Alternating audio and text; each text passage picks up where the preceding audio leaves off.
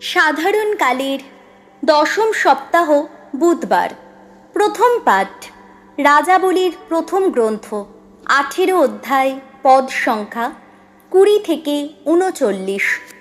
Carmel পর্বতে অলৌকিক ঘটনা ঘটিয়ে ঈশ্বর ইসরায়েলীয়দের বুঝিয়ে দিলেন যে উপাস্য ঈশ্বর বলতে একমাত্র তিনিই আছেন।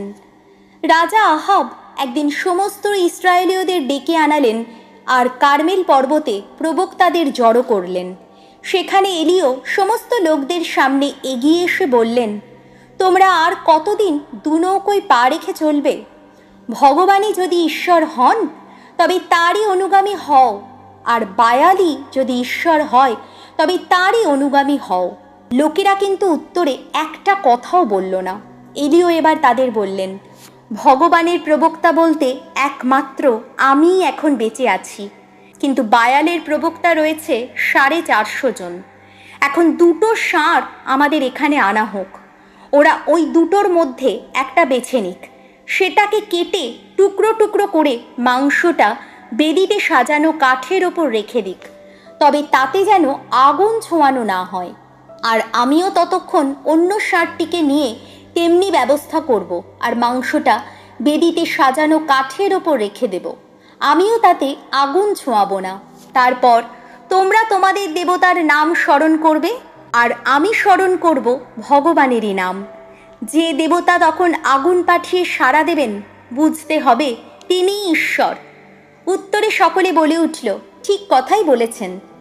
এলিও তখন বায়ালের প্রবক্তাদের বললেন, এই ষাঁড় দুটোর একটাকে বেছে নাও, যা করার তোমরাই আগে করো, কেননা সংখ্যায় তোমরা তো বেশি। তারপর তোমরা তোমাদের দেবতার নাম স্মরণ করো, তবে কাঠে আগুন ছুঁয়ো না যেন। তখন যে ষাঁড়টাকে আনা হলো তারা সেটাকে নিয়ে যা করার তা সেরে ফেলল। তারপর তারা সকাল থেকে দুপুর পর্যন্ত বায়ালের নাম স্মরণ করে বলতে লাগলো, ওগো বায়াল, আমাদের ডাকে সাড়া দাও। কিন্তু কোনো সাড়া পাওয়া গেল না, কারো কোনো উত্তরই এলো না। সেখানে যে যজ্ঞবেদী তৈরি করা হয়েছিল তারা তখন তার চারপাশ ঘিরে খঞ্জ নাচ করতে লাগলো। দুপুরে এলিও তাদের বিদ্রূপ করে বলতে লাগলেন, তোমরা আরও জোর গলায় চিৎকার করো, হাজার হোক উনি তো দেবতা, নিশ্চয়ই উনি এখন ব্যস্ত আছেন বা অন্য কোথাও রয়েছেন, হয়তোবা ভ্রমণে বেরিয়েছেন। উনি ঘুমিয়েও থাকতে পারেন, ওকে এখন জাগাতে হবে। তারা তখন আরও জোর গলায় চিৎকার করতে শুরু করলো এবং তাদের প্রথা মতো তলোয়ার আর বর্ষা দিয়ে নিজেদের দেহে এমনভাবে আঘাত করতে লাগলো যে শেষে তাদের শরীর থেকে দরদর করে রক্ত ঝরতে লাগলো। দুপুর পার হওয়ার পর সান্ধ্য নৈবেদ্য উৎসর্গের সময় পর্যন্ত তারা ভাবন্মত্ত হয়ে প্রলাপ করতে লাগলো, কিন্তু তবুও কোনো সাড়া পাওয়া গেল না, কারো কোনো উত্তরও এলো না, কারো মনোযোগ দেওয়ার কোনো লক্ষণই দেখা গেল না। এলিও তখন উপস্থিত সকলকে বললেন, এবার আমার কাছে এসো তোমরা। সকলে তার কাছে এগিয়ে এলো। তখন ভগবানের যে যজ্ঞবেদী একদিন ভেঙে দেওয়া হয়েছিল তিনি সেটি মেরামত করে তুললেন। জাকবের পুত্রদের গোষ্ঠী সংখ্যা অনুসারে ভগবান তো জাকবকেই বলেছিলেন, তোমার নাম হবে ইসরায়েল। তিনি 12খানা বড় পাথর নিয়ে এসে সেই পাথরগুলি দিয়েই ভগবানের সম্মানে একটি যজ্ঞ বেদী গেঁথে তুললেন। সেই বেদীর চারপাশে তিনি ততটা গভীর একটি নালা কাটলেন যার মধ্যে 2 সেয়া পাত্রের পরিমাণ জল ধরে। তারপর তিনি কাঠগুলো বেদির ওপর সাজিয়ে রাখলেন এবং ষাঁড়টিকে কেটে টুকরো টুকরো করে মাংসটা ওই কাঠের ওপর রেখে দিলেন।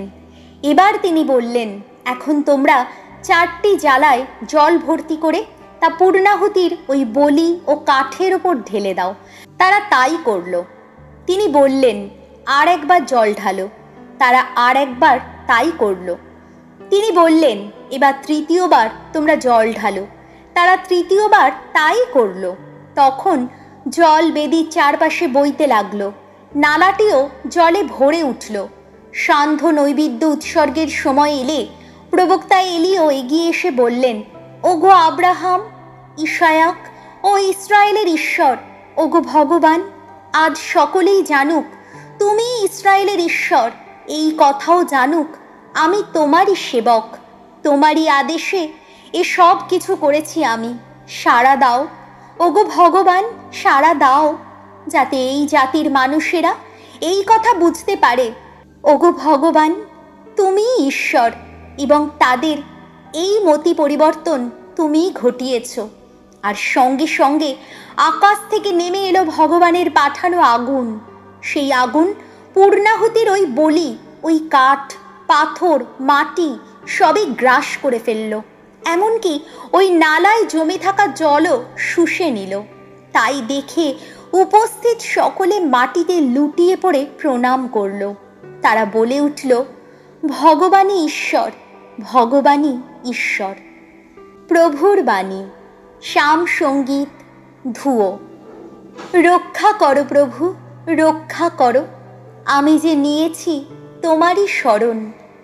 নিরাপদে রাখো হে ঈশ্বর, আমি যে নিয়েছি ওগো তোমারই শরণ। ভগবানকে বলেছি আমি, তুমি আমার প্রভু। ধুয়ো। রক্ষা করো প্রভু, রক্ষা করো, আমি যে নিয়েছি তোমারই শরণ। অন্য যত দেবতার পিছু পিছু ছুটে যায় যারা, নিজেদের ওপর তারা ডেকে আনে অন্তহীন দুঃখ বিপদ। আমি ঢেলে দেব না কো রক্তের অঞ্জলি সেই সব দেবতার পায়ে, তাদের নামও আমি কোনো দিন আনব না মুখে। ধুয়ো। রক্ষা করো প্রভু, রক্ষা করো, আমি যে নিয়েছি তোমারই শরণ। তুমিই তো সম্পদ আমার ওগো ভগবান, তুমিই জীবন পাত্র আমার, রয়েছে তোমারই হাতে ওগো আমার জীবন, আমার মরণ। মনের সামনে আমি ভগবানকে রাখি অনুক্ষণ, আমার ডান পাশেই তিনি, তাই আমি কোনো কিছুতেই টলব না কক্ষনো। ধুয়ো। রক্ষা করো প্রভু, রক্ষা করো, আমি যে নিয়েছি তোমারই শরণ। আমাকে দেখাবে তুমি জীবনের পথ, আনন্দের পূর্ণতা তোমারই সান্নিধ্যে, তোমার ডান পাশে থাকা সেই তো ওগো চিরন্তন সুখ। ধুয়ো। রক্ষা করো প্রভু, রক্ষা করো, আমি যে নিয়েছি তোমারই শরণ। বাণী বন্দনা। জয় জয় প্রভুর জয়, জয় জয় প্রভুর জয়, জয় জয় প্রভুর জয়। তোমার বাণী প্রভু আমাদের পথের আলো, তোমার বাণী প্রভু আমাদের পথের আলো। জয় জয় প্রভুর জয়, জয় জয় প্রভুর জয়, জয় জয় প্রভুর জয়। মথি রচিত মঙ্গল সমাচার, 5 অধ্যায়, পদ সংখ্যা 17 থেকে 19। মোশির বিধান যিশু বাতিল করতে আসেননি, বরং তা পূর্ণ করতে এসেছেন। যিশু একদিন তার শিষ্যদের বললেন, তোমরা এই কথা মনে করো না যে আমি মোশির বিধান বা প্রবক্তাদের নির্দেশ বাতিল করতে এসেছি। আমি তা বাতিল করতে আসিনি, বরং পূর্ণ করতেই এসেছি। আমি তোমাদের সত্যিই বলছি, আকাশ ও পৃথিবী যতদিন বিলুপ্ত না হয় ততদিন বিধানের বিন্দু বিসর্গও লোপ পাবে না। তার আগেই যা কিছু ঘটবার কথা সবই ঘটবে। তাই এই সব আদেশের মধ্যে গৌণতম আদেশগুলির একটিও যদি কেউ লঙ্ঘন করে আর অপরকে লঙ্ঘন করতে শেখায়, তাহলে স্বর্গরাজ্যে সে তুচ্ছতম বলেই গণ্য হবে। কিন্তু যদি কেউ সেই সব আদেশ পালন করে ও পালন করতে শেখায়, তাহলে স্বর্গরাজ্যে সে মহান বলেই গণ্য হবে।